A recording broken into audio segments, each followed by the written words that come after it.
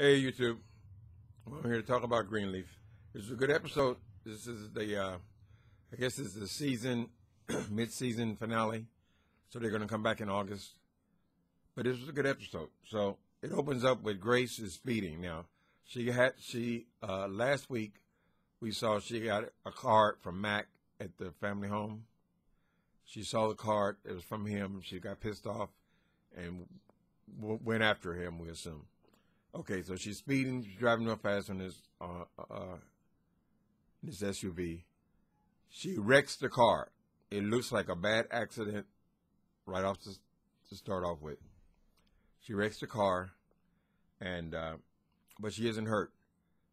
So she totals the car. She calls this guy Darius Nash. Darius, who is suspect because we don't know what his motives were. We know he dumped her very quickly after not being invited to the Greenleaf home. They have some reason to distrust this man. Okay, so he takes her back to the mansion. Family's there. They're all been worried. They don't know what's going on and what happened. Apparently, she didn't call them. But they very quickly dismissed Mr. Nash from the house. They said, "Thank you for bringing her home and goodbye." He is looking around the house like sizing the place up. So I guess there's a reason they didn't want him in their home. Perhaps to see how wealthy they really were. At any rate, so they run him off. Next thing we have that producer guy. I forget his, I don't know how to, I wrote it down. I don't know how to pronounce it. Gabri?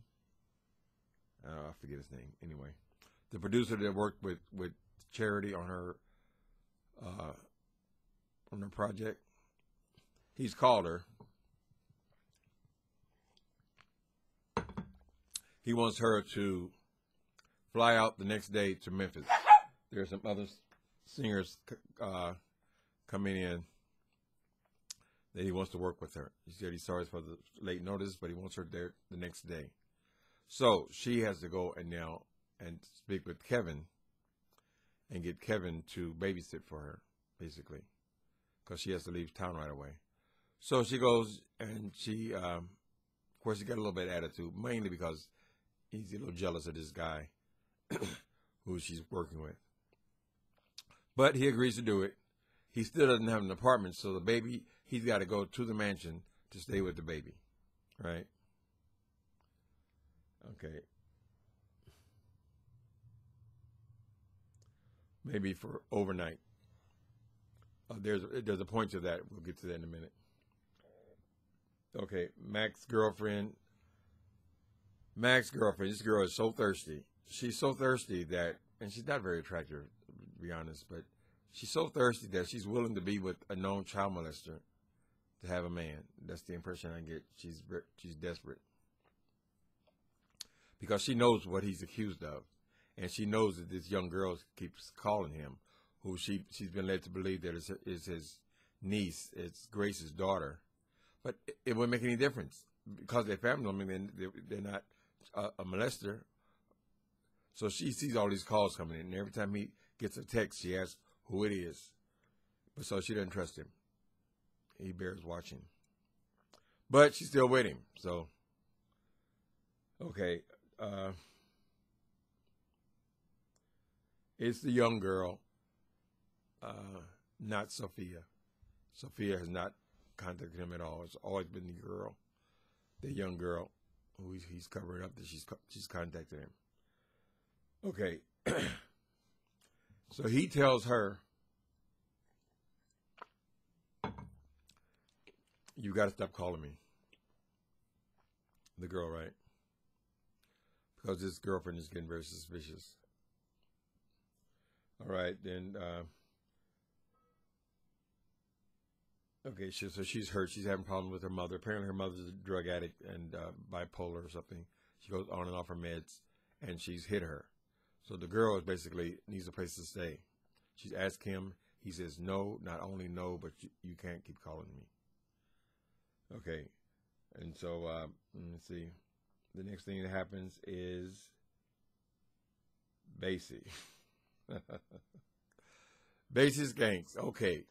Now, Basie Skanks what they showed us of his congregation is like an auditorium. It is a huge, huge mega church, at least twice as big as Greenleaf. I mean, as what's their name of their church? Anyway, whatever. As the Greenleaf Church, it's at least twice as big as that. But so he's going.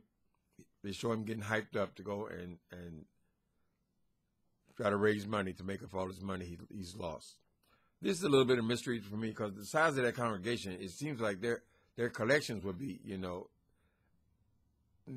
probably between $50,000 and $100,000 just in one sitting. And if he's trying to get him to dig a little deeper, you seem like he should be able to take care of his financial problems. But the way they're framing this thing is he's desperate for money. So they show him working the audience. Jacob's wife is getting discussing with Basie, and so is Jacob. And so after they watch him trying to hustle his money, is it Joshua? The boy's name is Joshua. Joshua or Jacob? It's Jacob. God damn, I'm just having brain freeze today. Anyway, so okay, I think his name is Jacob. The son, Jacob, approaches Basie's case. He said, "Listen, I have some money. I'm willing to give you the money to buy you out of Triumph 2. So basically, he's saying that him and his wife, received a big amount of money for their wedding present, right? So they have money. They want to let him replace the money in the church because it is like an embezzlement type thing for him to go and gamble the money away. It doesn't all belong to him. It belongs to the church. You can replace it, but we want Triumph 2, full deed. And we'll take it from here. Skanks he's upset from this initially, but apparently he does take the money. Now, my question was, if they got so much money, why didn't they buy themselves a house when they moved out of the Greenleaf mansion? Apparently, they're not giving us numbers, but we're talking about, I mean, how much could he have lost in that card game? $100,000? Even if it's $100,000 cash, they could have went and bought themselves a house in Tennessee. But we have to go with what they gave us. So he's offering to buy him out. Skanks reluctantly takes the money. Okay, so I guess next season we're gonna see them having Triumph 2 without Basie Skanks. So we don't know where it can go from there. But Jacob wants that church still. Okay. Deputy Mayor. Okay, Deputy Mayor calls Mac. This is when this thing really starts to pick up. Deputy Mayor calls Mac and tells him that thing they talked about, the job, it ain't going to happen. So he tells him over the phone, and Mac says, "What? We had a deal." And I don't want your nasty ass. I'm not carrying your weight. Everybody knows what you are, basically. So anyway, so he's kind of rude to him and tell him to lose my number. Don't call me no more. Matt is furious. Right after that, of course, the wife wants to know, the girlfriend wants to know what that was all about. She's constantly asking him, who was that? What was he talking about? So this time he said, "None of your damn business." I don't think he said damn. I think he said, "None of your business." And she said, "Huh? Excuse me? You heard me." And she said, "Oh, baby, don't be this way." She's so thirsty. She says, he said something to the fact, "You're the worst, ugliest, nastiest, old piece of tail I ever drug up in here. Get out." Right. So she's devastated. Oh, don't say this, baby. Oh, don't say this. Why is she begging this child molester? Anyway, he throws her out. He's hot. He starts drinking. And he calls this young girl, the girl who's been, I guess he hasn't molested her yet. She gets considers him her friend. And she said, "Oh, you still need a place to stay? Come on over." So the little girl comes over there, He's drinking. I think he gives her a little alcohol. She falls asleep, right? While she's sleeping, he molests her. No question about it. This time we see him molesting this young girl. At some point, in her sleep. At some point, she wakes up. She begins to scream, and she bites him. She fights him off. She bites him. When he falls back, she gets the hell out of there. So the girl gets away. And that's all. That's the end of what we see from her. There's no police involved yet. So they're leaving plenty of doors open for the next season. Okay. After the girl gets away, what happened after that?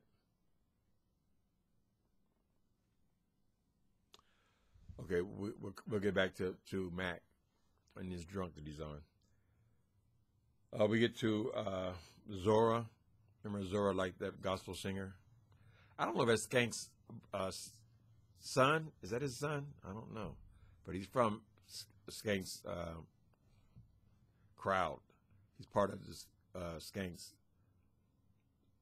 entourage or whatever. I mean, I think he sings for his church. I think it may be his son because they both got that straight hair and they kind of strange looking in the same way. Anyway, so they're in the studio. So he's recording some music. He's got his whole group of followers around his little entourage. They're all in the studio listening to his music. He asked his girlfriend, Zora, what did she think of that last little song he did. And she said, oh, it was great, except for that one little piece.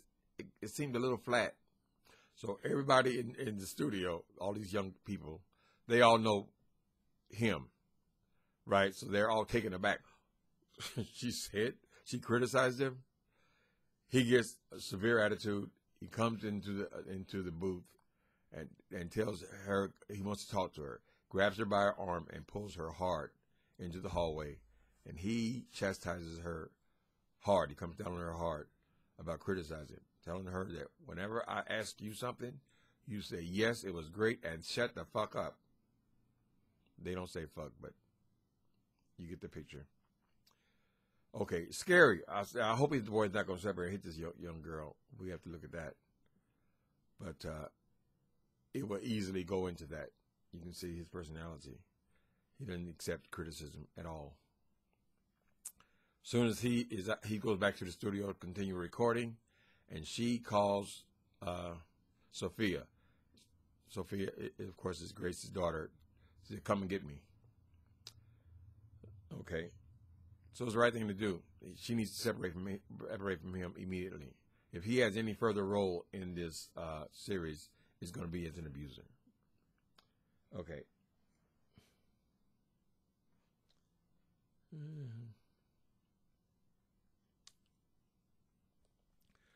Okay, so the next thing is, did I just talk about Joshua? Yeah, he offered him the money.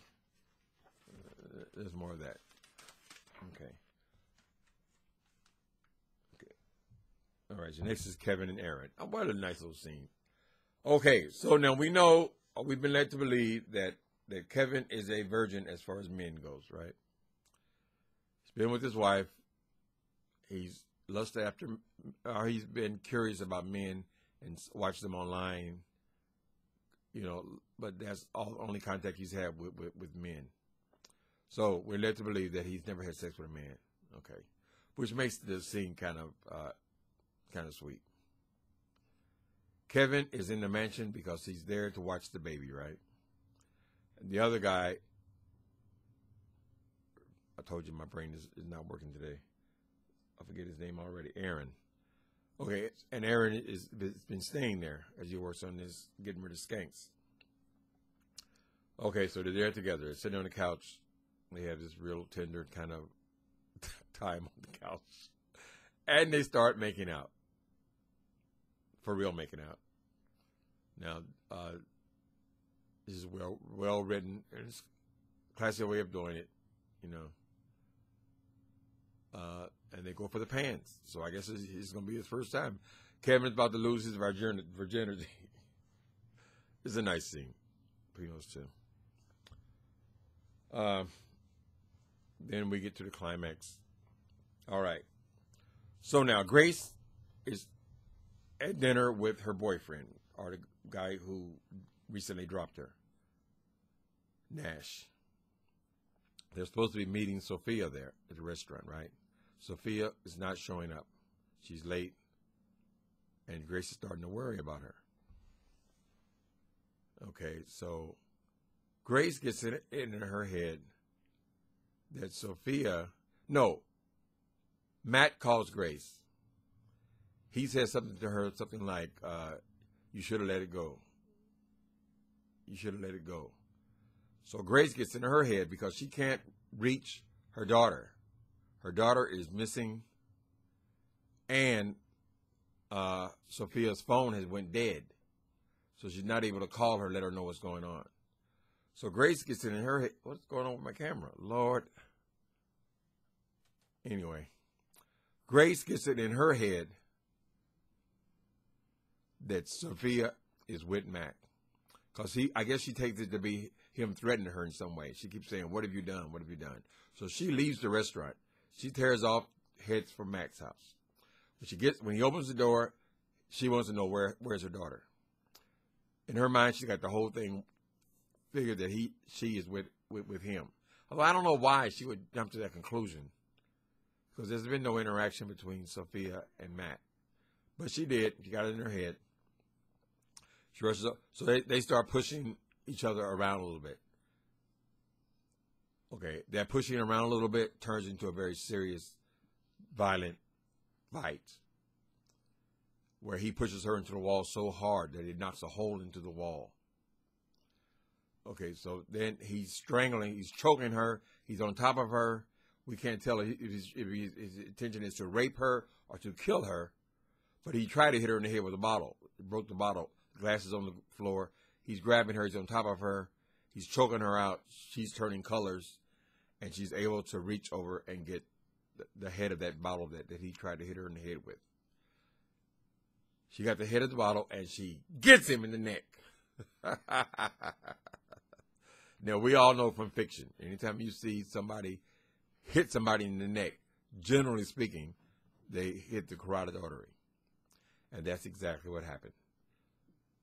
He hit her, he stands up, he's stunned, puts his hand on this thing, and the blood starts gushing out. Okay, so the thing ends with him bleeding out on the floor. He's saying, call an ambulance, call an ambulance. But she is not rushing to call no ambulance.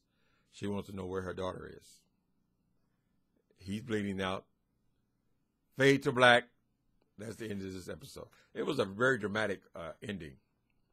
So it perked me up right about the bed. I sat both upright to watch the end of it. So they did a very good job on this episode in this season.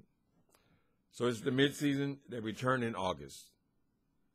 I'm dying to see the rest of it. So good job on Oprah Winfrey. Great finale. Later.